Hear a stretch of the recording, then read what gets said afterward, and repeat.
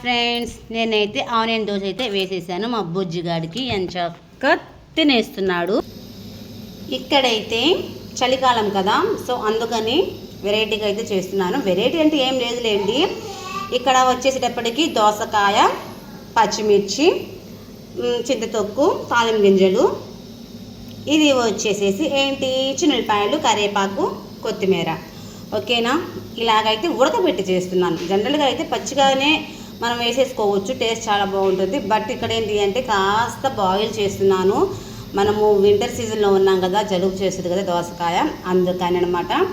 మరి డిసెంబర్ 31 అసలు అనుకోని విధంగా ఒక ఇన్సిడెంట్ అయితే జరిగింది. అది ఏంటి అంటే ఇక్కడైతే అన్నం ఉడుకుతుంది కదా, ఇక్కడైతే అన్నం ఉడుకుతుంది. సడన్గా గ్యాస్ అయితే అయిపోయింది.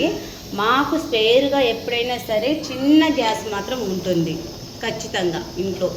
స్పేర్గా పిల్లోడు ఉన్నాడు కదా, అంటే ఎవరింట్లో అయినా ఉంటుంది. బట్ ఏంటి అంటే నాకైతే స్పేర్గా ఒక చిన్న గ్యాస్ అనేది ఉంటుంది. సో దాని మీద అయితే కుక్ చేస్తున్నాను.